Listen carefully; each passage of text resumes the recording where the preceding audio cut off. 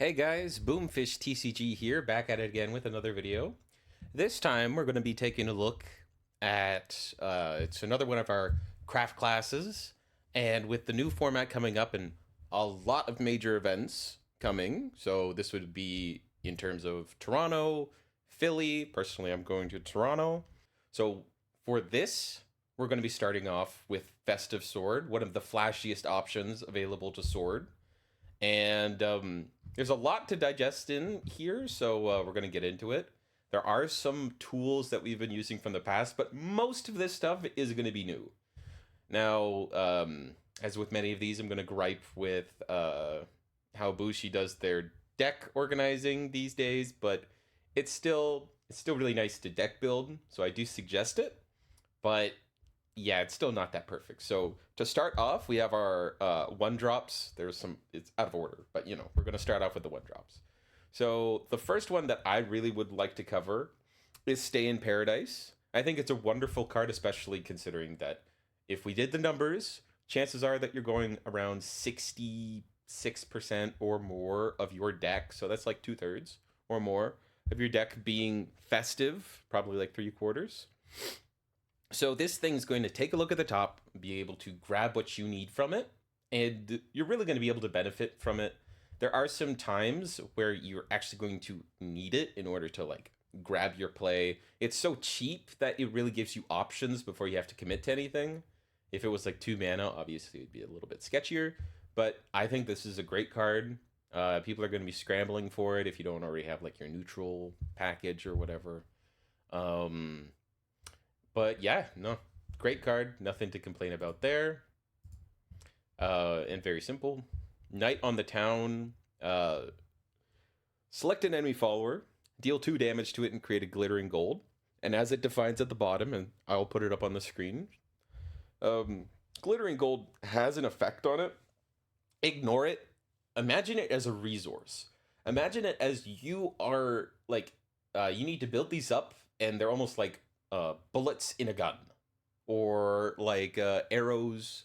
Like they are something you need in order to be able to do things. So whenever you see this thing creates a glittering gold, not only does that necessarily mean it could be a combo piece, but you need to do these things a few times before you get to do the stuff. We'll get into it. This deck does some pretty stupid stuff. Okay, it's sword, whatever. So this is a ping spell. It creates a resource that you need, which is fantastic. And then if for some reason you have that amount of resources, because the Glittering Gold's a festive card, but on top of that, it like if you have anything else in your EX for some reason, let's say, this thing gets to do even more. It's a 1 mana ping for 4. That's going to happen a lot. So this card is not only crazy for resources, but also crazy when it gets later. So high quality card, definitely nothing to scoff at. We have Haggler's Gambit. For some strange reason, this is not a festive card, so keep that in mind at least when you're playing it. It is so stupid. Literally the first line we're talking about here. This costs 1 less to play if you have 3 cards in your EX named Glittering Gold. Okay, so it's free. At some point in the game, this will be free. And look, it even creates the resource that it benefits from. So like if you have 2, let's say you have 2 Glittering Golds in your EX, you play the first one, right? You had to pay 1 mana. Oh dear. And then you replace the card, and the next one's free. Like it's so good. Sword just keeps winning. I cannot believe this. So yes, of course, this is a crazy card. We've seen so far 3 incredible 1-drop cards. 1, 2, 3. So like, of course, this deck is gonna be good. Then we have 1 more to just slap on top of there. Select an enemy follower, ping it for 2. You get a Gilded Goblet. I mean, you don't really care about the Gilded Goblet, but this is, again, so this isn't a list that I'm basing myself. This is grabbing from the OCG, or Japan, and trying to find the highest placing list. Oftentimes, when you come across this, festive, there are a lot of high placing lists, so I just tried to grab one of them. What I'm trying to say is, even though that I was able to find these decks that we're topping, right, it wasn't a representation of, let's say, out of a top 16, 8 festive players, right? At least, even if those results were available to us on the Google Doc, which I'll post at the bottom, it doesn't really show that this thing was so dominant. It wasn't like over 50% representation. From the Google Doc, from what we can imply, the format was pretty spread out between the crafts. Like, there was plenty of Abyss, plenty of Sword. So, yeah, like, very strong deck, but not the craziest. So, yeah. This one drop spell, very good, very high quality. You do have another option in terms of like Knight on the Town, so maybe you just needed extra ping, focusing on like different matchups, but certainly not bad. So that's 4 good 1-drops across the board. Moving on to the 2-drops, we have Front Desk Frog. I can only tell you the war crimes that this man commits on the daily basis. Front Desk Frog looks very happy and looks like a very gentle individual. Let me tell you that that's so incorrect, it's painful. This man is just a mean individual, right? So 2 mana, 2/2, already kind of decent. We kind of expect those stats for 2-drops that usually are pretty okay. When this comes into play, you get a glittering gold E into your EX. All right, that's your resource. Remember, we need to build that up. And then if there's a Gmon, which is your entire deck, just focuses around that guy. Evolve this. Okay, so awesome. You get to Evo this for free when you're comboing off. I hope the Evo isn't that strong. Let's take a look. Select an enemy follower, deal it 2 damage, and if there's 3 festive cards, you draw a card. Wow, that is very balanced. Thank you, Bushi. It comes out, it pings, and you draw a card. So you get 2 resources for 1 card, and you get to remove something at the same time, or damage it. Another stellar card from the deck, and the fact that it plays into its own theme so hard, it's just unbelievable. Leod, I'm not going to explain him 10 times in the world. Leod is just basically a painfully obvious staple for sword decks. It really just helps. It will not win the game by itself, but man, does it make some decks really struggle against you. Usually the worst options in the format, but like, it's just so good. It just stands there, or intimidate. And if we look at the Evo, if you really want, it can deal 2 damage to something or the opponent. So it can push when you need it to. It can remove when you need it to. It's just an incredible card. So, of course, they're going to include it. Most decks do at this point. We have this guy, Taketsumi, Aconite Paladin. So, this guy has our first instance of Advanced Evo. So we're going to cover that. As far as I'm aware, you do get to use an Evo point for it, so you can discount this cost. Again, correct me if I'm wrong. You banish this, so it's not like a traditional Evo, right? It doesn't go on top of the card. So this thing's gone. You may summon the other version of it when it has 2 separate conditions, right? You have 5 festive cards or 10 sword cards in your cemetery. Folks, do you know how easy that is? This is a festive deck. What? And then when it comes out, you draw discard, so it fuels into its own resource outside of the festive stuff. And then it puts a glittering gold. You can't complain about this card. Another stellar card. Wow, it's almost like they really wanted this deck to do well. Crazy. We can take a look at the advanced, of course. He was never going to be bad, folks. So when he comes in, he summons 2 soot spawns, which have ward. They're 2/2s, and when they die, you ping something.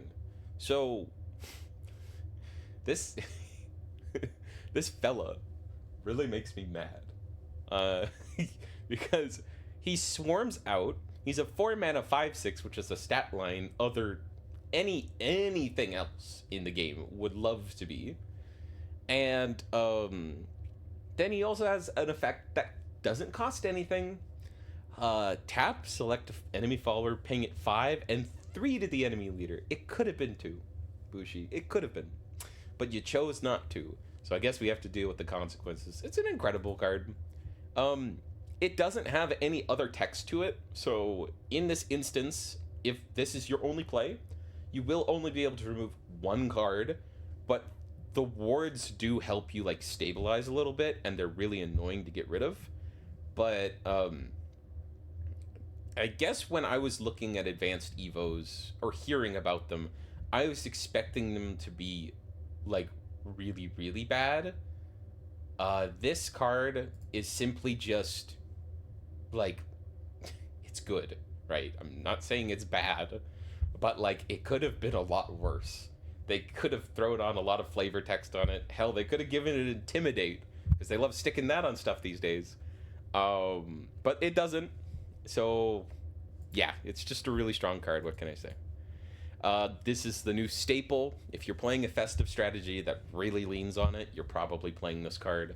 You put a festive card from your hand into the EX, draw a card, and if you have 3, you give this thing +1/+1. Chances are you like that could happen. But at the point where you are playing this and you have 3 festive cards, this isn't the best thing you could do. So the +1/+1 helps you decide on doing that, right? Like simply putting a card from your hand into the EX and cycling it, like you could imagine that simply draws you a card, even though that putting something into the EX chances are matters for you. The +1/+1 then like justifies it. So let's say on 3 mana, let's say for some reason, I don't know how this is possible, 3 mana, you have 2 tokens, like 2 cards in your EX that are festives. And then you play this on turn 3. You do not have a 1 mana play, so this is going to be your whole turn. You put a card from hand into the EX, draw. This inefficient play has now become fine because you have a 3/4 now. So, like, obviously this card is good, but it's flexible to the point where even if you do not have a great turn outside of simply playing this card, you are okay with that because the card, like, fixes itself. It doesn't have any other text on it, but it's just really good. So, obvious 3 of, because it's part of the synergy. We move on to the 3 cost cards now. We get some silly business with this guy. Okay, this card. if we had to be annoyed with anything else, they gave him more free stuff. 3 mana, select an enemy follower on the field, deal it 5 and spawn the resource that you need.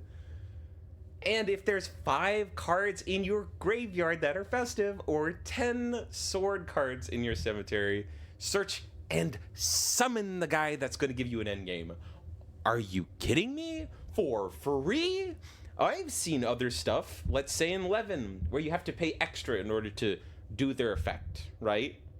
This does it for free.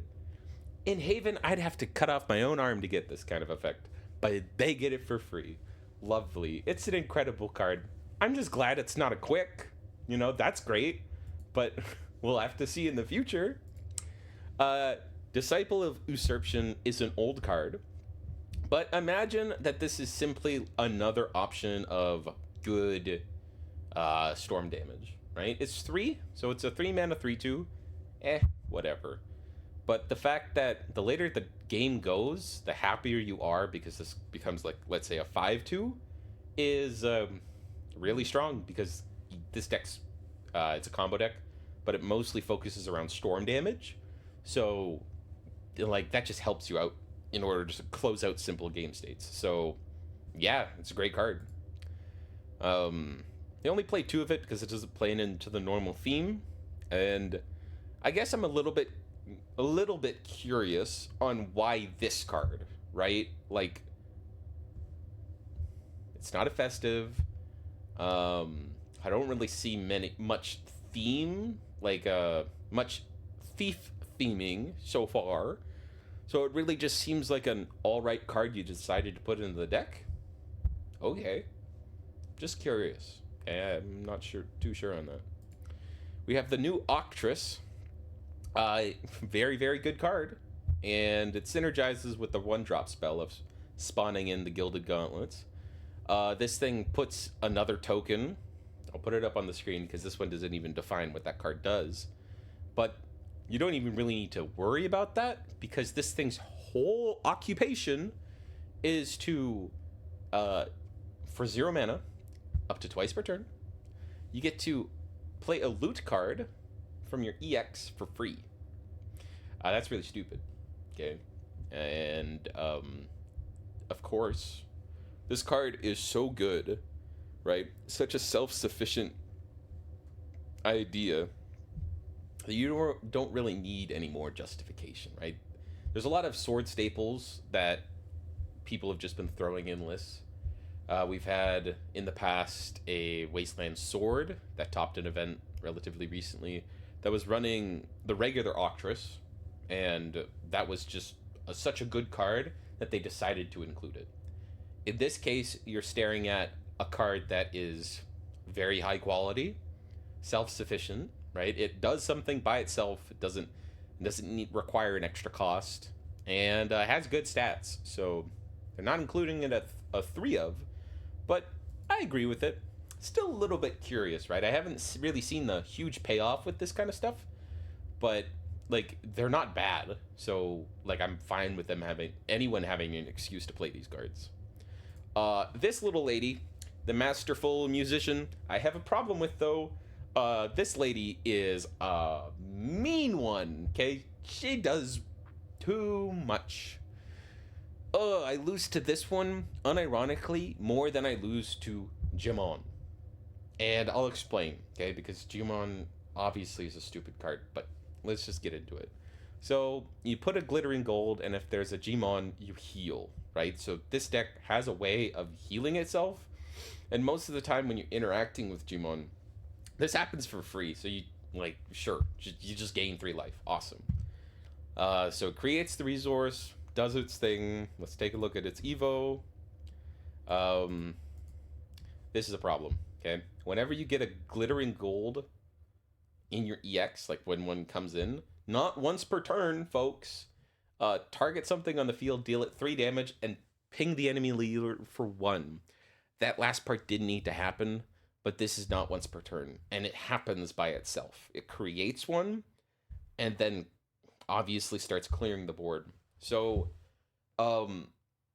this happens in the middle turns when you are expecting a Jimon in your future. So you're trying to develop, you're trying to put pressure, and then this lady comes out and just ruins your day. I'm gonna be honest, and rightfully so. Just very, very strong. If you do this on turn 4, going second, you're clearing 2 cards, you're burning them in the face for 2, and you have a full EX for when your Jimon comes out. And man, is that painful when that happens. So yeah, just an incredible card. We have, moving on to the forecasts, we have Not. I'm gonna be honest, a little bit of a sad version. When Not was being considered for the Wasteland deck, not only was it an auto include, but it had a lot more synergy. Let me explain. This card is solid. When it comes out, it's very annoying. It taps something down, it removes the abilities. So a card you can essentially say is out of the game, not being considered. But it doesn't get the free board presence that you would normally, right? It doesn't have the little guy that comes out. It's a 1-mana 2/2. When it's put into the EX, you're able to play it for free when Not's on the field. And you draw cards, so that's really nice. You don't have the spell here that allows you to pop something that is boxed, and then you search your deck for usually another Not. But what you do get is a festive card in your EX. One of the 1-cost ones. And, like, that's really good. But, like, it's here because it's a strong card, but it's not, like, defining the deck in any way. This guy is, though. Welcome, folks. This is Jimon. Thief Lord. You're going to love him, okay? First line of text. Each other festive follower on your side of the field gets Storm. Oh boy. When he comes out, you get a glittering gold. You get the resource that you're going to use. Let me explain how you're going to use that resource. His Evo is the way. So he still has the same first effect. When on Evo, you banish 2 cards named Glittering Gold from your EX. Look at the top 5. Find a follower that costs 3 or less. You put it into your EX, and it costs 3 less to play. So you can essentially imagine you play the card from the top of your deck because you have no combo in this like scenario. There's no combo in the deck. That's a force thing, right? So like finding the card and then playing it doesn't really have super, like, it's not a mechanic that you really abuse, but it effectively summons a card from the top. And so do that once. You're already happy. Let's read the other effect. 1 mana, not once per turn, play this follower's on Evo ability. Wow. Interesting. That's really cool. I'm really happy that it's not once per turn, Bushi. That's my favorite part, actually. Yeah, this card is the reason, if that was not obvious, the deck is crazy. But like, man, do I hate this reason. It feels so bad when this goes off. Turn 6, it's crazy. Turn 4 when you go second, I mean, that's all right. You really don't want to do that. Turn 5, you go in second. Now we're talking, okay? You have 3 bodies on the field. You're not gonna whiff on this. If you do, I mean, my bad. I guess I jinxed you. But like, this card's crazy. And so the reason why I keep mentioning the resource that the deck functions on and generates is because how Jimon works is you're always happy when you have like an odd number to start with. And I'm not talking about having 1 in the EX. Let's say you're starting off with 3. This is going to be a little bit abstract, but stick with me. When you have 3 glittering gold in your EX, you play Jimon. His base form allows you to spawn 1. So let's say you're starting off with 4. And this is turn 6 going second, right? So you're not really worried about mana cost or anything. So Evo for free using a point. This thing comes out. It gets rid of 2. So you started out with 3. You went up 1. You're now down to 2. You now spawn something from the top that gives you another glittering gold. Let's say it's the frog, let's say. Okay, so you are now up to 3. You activate its effect again. You're now down to 1. It spawns another guy from the top that gives you another glittering gold. Because we started out with an odd number, by the time we reach this point in the combo, again, turn 6 going second, for your last mana play point, you are able to use this effect again. If you started out for this combo in a very unlikely scenario that you only have 2 glittering gold for this, it's really bad actually. You're only going to be able to activate this thing twice. So it's not a problem for your first Jimon, right? That's not going to happen. You're going to have your resources available to you. But if you do not plan well, the second one that you do, which will usually be your option to end the game, will not have the resources. If your opponent's able to bust you after you do your big turn, you're going to be in a really bad spot because chances are the combo I just explained to you, even though that we started out with an odd number and we were really happy with that, you are now down to 0. No glittering golds. And this can this can happen when you have 4. So you start out at 4, go to 5, -2, go to 4, -2, go to 2, and then you go back up to 3. So that's a really good start. So like starting anywhere from like 3 or 4, you're happy with, because those numbers really work out. But anything lower than that obviously is bad for you. But like, just be careful. So, and the last card to go over here is the Gentle Donna. This card's really just a screw you card, I'm gonna be honest. It's has no synergy with the deck. But for 7 mana, you simply turn off your opponent. So consider this good in the mirror match if for some reason it goes that long. Consider this good in against like a lot of stuff, honestly. Like a 7 mana 6/6 that screws over your opponent's, like it's a floodgate, which is pretty rare in this game. Yeah. It's not my favorite card. I almost wouldn't consider it. And this deck did not do bad. All right. I'm going to pull up the statistics for you. But this deck did quite well and also isn't abusing the main card you would expect. It's very, very advertised in this format that the pants are a problem. It's a 2 mana card, Armor of the Stars. You target something, give it aura, and then you buff it. That's a problem for a lot of decks because let's say you make Not untargetable, or you make Jamon untargetable, or you make Masterful Musician untargetable. That's a big problem for a lot of decks that don't have generic board clears, and especially ones that destroy, like Themis' Decree. But I guess this guy decided that the pants are a bit of a tempo loss. Depending on the deck you're playing this format, you might actually be able to out-tempo them to the point that they're not going to find a good spot to play the pants. I think it's a lot more of a problem in Thief decks than in this, but it's still a problem. But this guy, with that tool available to him, didn't even choose it as an option. So, yeah, that's the main difference. This list seems fine. There's some changes I would make, like maybe not running the Horse Girl. But outside of that, Festive Sword is going to be a problem. Prepare for it when you're going up at events. It's probably the flashiest problem. So, like, a lot of people are going to be going into events expecting to play against you. So keep that in mind if you're going to be playing Festive Sword. But this deck is an easy, like, 5 out of 5.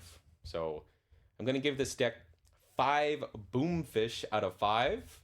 I'm going to catch you next time. And, yeah, see you around. Thank you very much for tuning in.